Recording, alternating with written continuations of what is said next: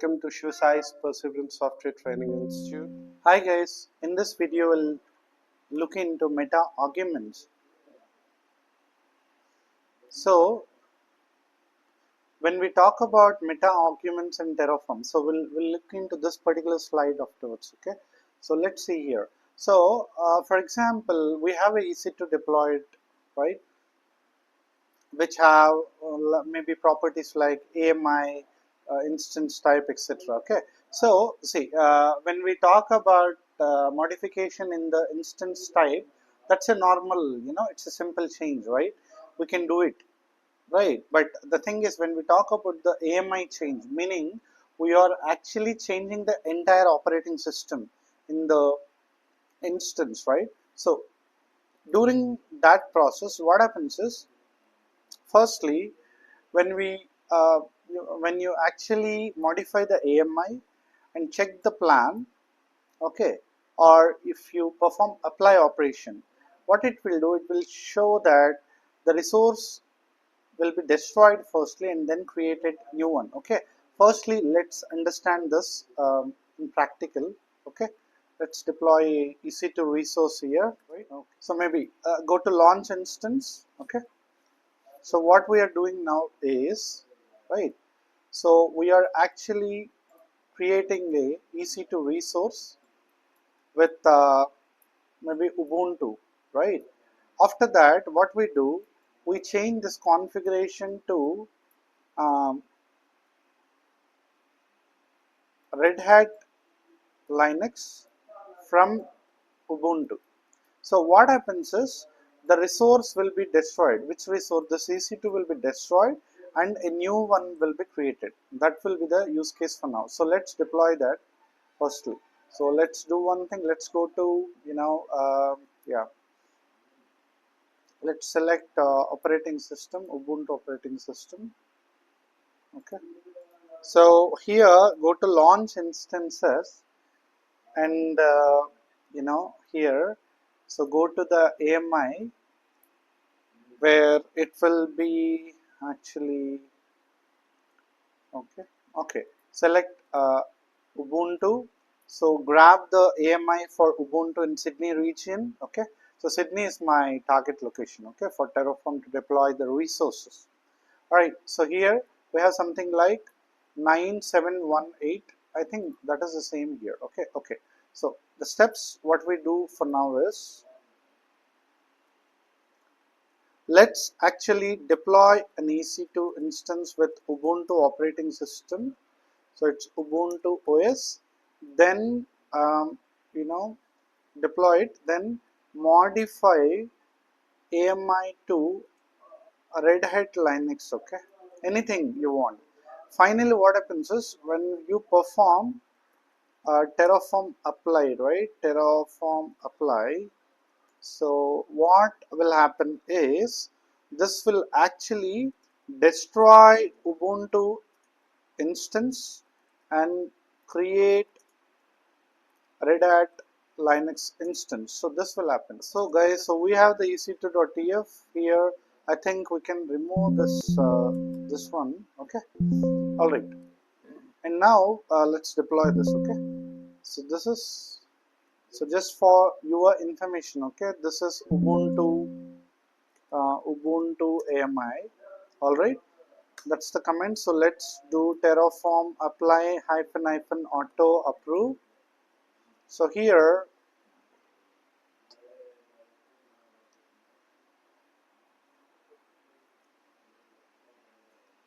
so what happens is, we are doing part 1 now, step 1. So now once this is done, so it is creating, check it out. Okay, then what we do in the code, we'll change the AMI to Red Hat Linux. So meanwhile, let it create. We'll grab the AMI for Red Hat Linux. Okay, Red Hat Linux. This is Red Hat Linux, and here let's grab this.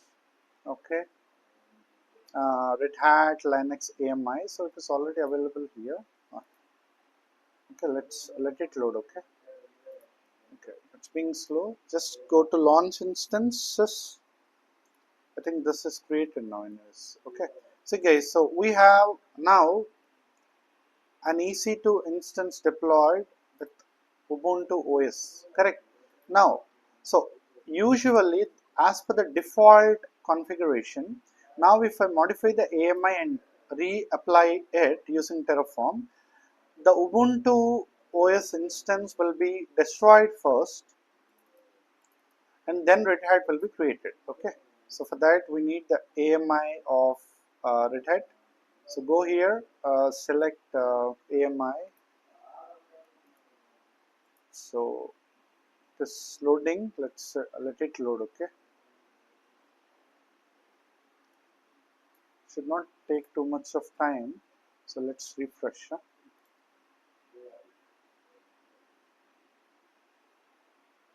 Alright, so here under Amazon machine image, select Red Hat Linux. So that should highlight AMI for Red Hat Linux. So just copy the AMI for Red Hat Linux, go to the code. Okay, so here what we do, let me do one thing. So create, so AMI again. So I just want to, as it is for showcasing the functionality, I just want to show this. So this is Red Hat AMI, correct? So now guys, so what we'll do, we'll just comment this, right? We can comment this, right? So now Ubuntu is commented completely.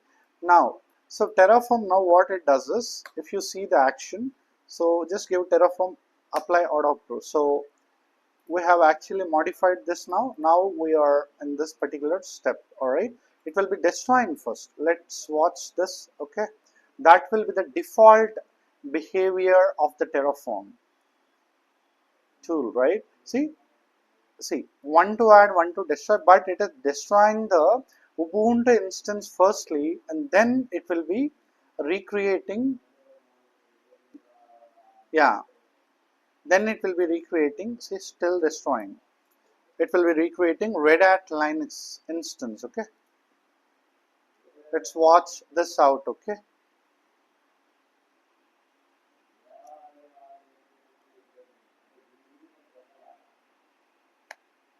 okay, good. Now see, it is creating. Now the new EC2 instance will be of Red Hat Linux. Fine, it is still creating. So now,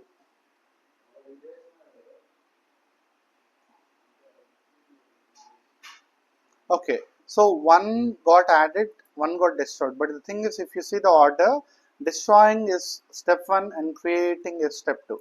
So Ubuntu OS instance destroying is step one, and Linux OS instance creation is step two. So now this we cannot control if you follow the default life cycle, correct? So in this context, the problem is during this time, if there is a downtime here, right? So while destroying, so say it took actually 31 seconds for the destruction of the EC2 Ubuntu instance. So there will be the downtime for that instance, and then we have a very new instance after some downtime we get a new instance, right? So this is the problem. So for that reason, so to control this operation, right, so what we are doing, we are going for controlling the life cycle. So how we can use this meta arguments like create before destroy, right, uh, prevent destroy, ignore changes, replace triggered by. See, so you can watch all this out here. See, each have different purpose. So I'm actually showcasing about this particular functionality now. See, if you see here, create before destroy. So it will not destroy the EC2 before it destroyed, right? It will not destroy any EC2. It will create the EC2, new EC2 instance, and then only it will actually destroy the older instance, so that to avoid the downtime. Okay, so for that reason, what we need to do, we need to make use of the lifecycle meta arguments. So like this, all right. So if you see here, so up to here you guys are already aware. So lifecycle, there is a block within our instance block. So here create before destroy equal to true. So now what happens is, instead of the usual default behavior, it will consider this. Let's do that. Okay, so let's go to the server, Terraform server, go to ec2.tf. So again we can change it, right? Simply what I'm doing, I'm commenting. So now we have Linux, Red Hat Linux instance. So better what we do, we enable Ubuntu AMI and we disable Linux AMI. So now what happens, again there is a change in AMI. Now what Terraform usually will do is, it will destroy Red Hat EC2 and then create Ubuntu EC2. But now as we are updating life cycle block, right? So what it will do, it will create underscore before, it's not plus, it's underscore before underscore destroy, okay, equal to true. So that is the one here, right? So this is the code I'm talking about. Okay, all right, true. And now just close this block. Okay, and yeah, this block is for closing it. So now you are actually changing from Red Hat Linux to Ubuntu Linux. So now what happens, instead of following the default life cycle, we are doing create before destroy meta argument. We are passing this, we are actually, injecting this particular statement here, so that without destroying the older instance, which is Red Hat, it will actually create Ubuntu and then destroy Red Hat. Okay, let's see the behavior now. So go to Terraform, apply Adapter again. So now see, it will first create it and then destroy it. Okay, so let's watch it out. Okay, so yeah, see, it is showcasing refreshing state. It should tell creating. Perfect. See, now it is creating Ubuntu instance now. You got it? After creation of this Ubuntu, it will then actually, so now what we have did. So step 4 is, so modified AMI to uh, Ubuntu from Red Hat again. So you can, or else simply put this Red Hat to Ubuntu, but updated life cycle with create underscore before underscore destroy equal to true. Now what happens, instead of following the default life cycle, now perform terraform apply. So what it will do, this will, the result will be, okay, create Ubuntu firstly and then destroy a Red Hat. Okay, so here if you see creation of this firstly and then destruction of the another instance secondly. Okay, you got it? So this is how we will make use of the meta arguments. Okay, see guys, this is very useful, right? So um, so we have multiple arguments here. For example, you can enable prevent destroy. We cannot destroy a resource. I can show this also. So we can ignore changes, we can replace, we can use replace triggered by meta argument, where trigger resource replacement when specific resources or the attribute, some of the things change. Okay, only if something gets changed, okay, so we can actually trigger the replacement. We can ignore changes by this, prevent destroy by this. Okay, maybe I can show you again prevent destroy. So go to ec2.tf. Now let's okay, let's do this. I think we can delete this. So here, instead of doing this, we can simply give, so prevent